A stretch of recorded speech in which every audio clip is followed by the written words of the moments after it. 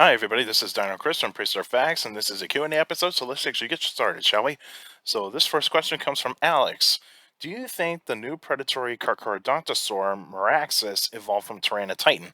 And so, yeah, so a lot of you should know that a new dinosaur that was discovered not too long ago, it was like almost a month ago, that a new predatory dinosaur was found in South America called Meraxes gigas.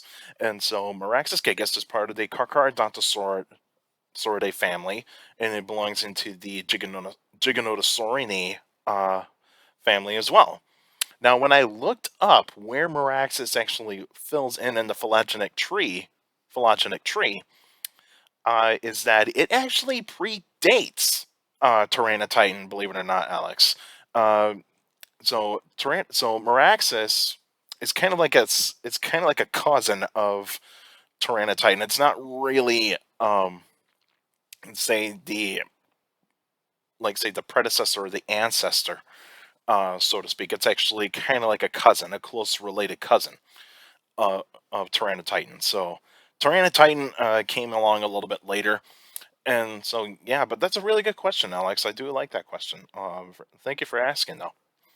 All right, Luke Zilla, what is your opinion on SCP 250, the living Allosaurus skeleton? I kind of looked this up. I really don't really have that great of an idea of what this is.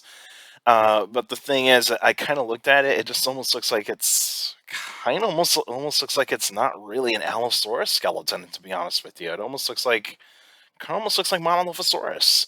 But I gotta say that it could be just something that just came out of the blue, and I just don't know it. Who would win, a rhino or Sarcosuchus? Ooh, this is a good one. So you got a prehistoric crocodile and a shark. So rhino, for many of you that don't know, rhino is also nicknamed the Ginsu shark. It lived in around, say, 90 to 75 million years ago in the late Cretaceous period, and fossils have mostly been found in North America. And Sarcosuchus is the 40-foot long crocodile that lived alongside Spinosaurus. And so that, or otherwise maybe Suchomimus, I should say Suchomimus. But in terms of like if they actually came into contact with each other, even though they did live nearly around the same time, I'd probably say that even though that Sarcosuchus has got some armor, it's got some body armor, those like bony scutes that a lot of crocodiles do have.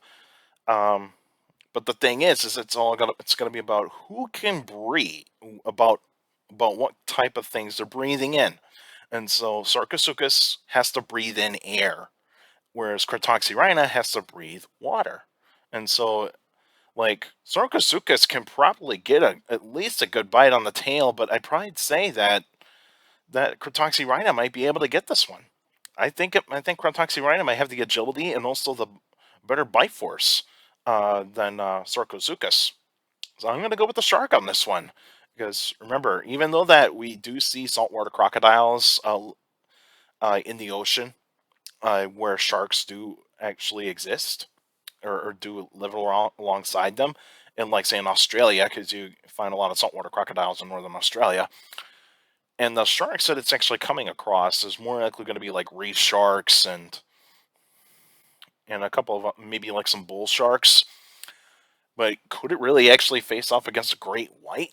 I mean, like, but I think a great white would be able to beat saltwater crocodile because a great white is going to be more agile than the saltwater crocodile. Most of the saltwater crocodile has to go up and get air if it had to fight. But so yeah, I'm going with the shark on this one.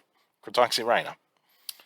Your next one, who would win, Utahraptor or Monolithosaurus? So you got Monolithosaurus, an early theropod from the early Jurassic, and then you got Utahraptor, one of the largest dromaeosaurs or raptors in the fossil record.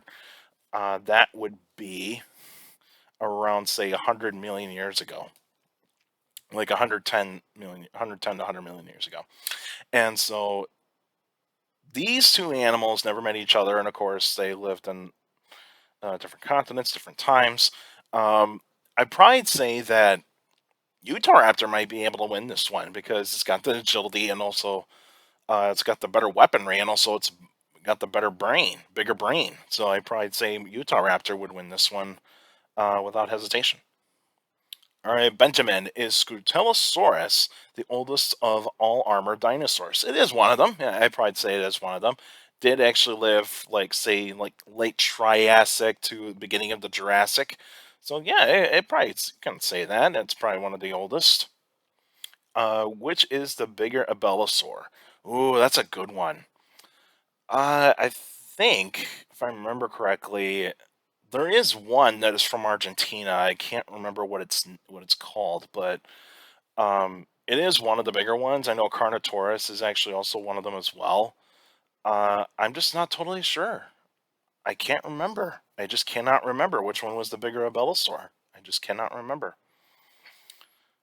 Does Tyrannosaurus have the best vision of all large predatory dinosaurs? That is a little bit of a that one's a little bit of a trick, kind of like a not. I probably say not the best way to actually categorize this question because each predatory dinosaur's vision is going to be different. It's just that in terms of who has the best vision is up for debate. But in terms of this, I'd probably say Tyrannosaurus probably did have the better vision because most large predatory dinosaurs, their eyes are on the side of their head, so they can actually see what's going on around them, and they can actually get alongside their prey to be able to make a very quick bite.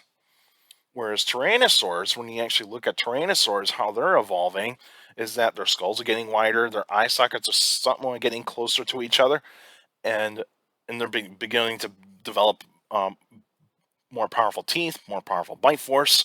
And so when you actually look at the eyes of Tyrannosaurus, if you look at the eye sockets, or at least if you look at it from nose to nose, look at a Tyrannosaurus Rex skeleton, and you look at it from nose to nose, you can see the eye sockets coming right, like pointing right at you.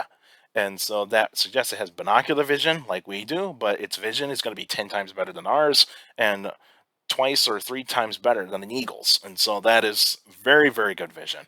And so, yeah, I'd probably say Tyrannosaurus Rex is one of the large predatory dinosaurs that has the best vision. And so many other Tyrannosaurs did as well. And so I can make that assumption of that Tyrannosaurus Rex probably did have the better vision. And who would win, Epicyon or a coyote? And Epicyon is a type of like a bear like creature, or otherwise type of hyena like creature. And then you got a coyote. These animals never met each other. But I probably say that even though that Epicyon has a much powerful bite force, but it's more stocky. And so I probably say that a coyote would have the bigger brain, and also they probably might have the better agility too. Coyotes tend to usually or tend to be more agile, and also they have pretty good. They're pretty smart animals too. So you do get that intelligence factor there. I'm not saying Epicyon's like dumb or anything like that. I'm just saying is that Epicyon, for its time, it probably was one of the smarter uh, predatory mammals of its time, but it probably was not as intelligent as, say, a coyote or modern day wolves. You know, because that's a little because you can actually get the idea of that, like predatory animals tend to get bigger brains as time comes time actually goes by. And so like gray wolves, red wolves, coyotes, African wild dogs, and or the painted dog, whatever you want to call them, they actually do have, and even dingoes, they actually have they're pretty intelligent, and so you get that idea right there. So I'm probably going to go with the coyote, even though the coyote does not have a very strong bite compared to Epicyon. Epicyon's a bit more stocky, and also I think probably that the coyote might have a little bit of an advantage on that one. All right, that's it for now. And if you guys, and next week would be a special episode, so I'll let you guys know what kind of prehistoric item I'm going to talk about, and so stay tuned for that. And if you got any questions about dinosaurs or any other prehistoric life, feel free to email me at dinochrist71@gmail.com, or just go to my Facebook page, Prehistoric Facts with Dino Chris. You can like the page, and if you post your questions in the comment section, please put them in the comment section. Don't put them on Messenger. Messengers for private conversations, and so make sure you please put your questions in the comment section if you're going to be on the Facebook page, and also for YouTubers out there. Like the video, subscribe to the channel, and according to my analytics, a lot of you guys are checking out my channel. I'm not subscribed yet, so please hit that like button to help out the algorithm, so that way more videos like this continue to get pushed out to people that are interested in dinosaurs and paleontology, and also subscribe to the channel, hit that bell so that way you can get weekly notifications of every video that comes out.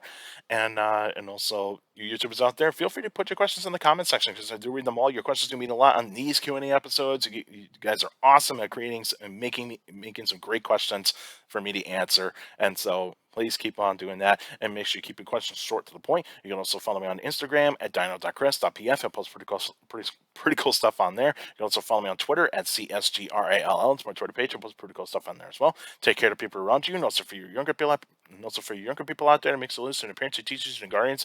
It's the best motivation for a good education. It's very important to have a good education. With a good education, you get a good job in the future. And so the school year's coming up, so make sure that you listen to your teachers, respect them, and also get as much knowledge in as possible, and do well in school.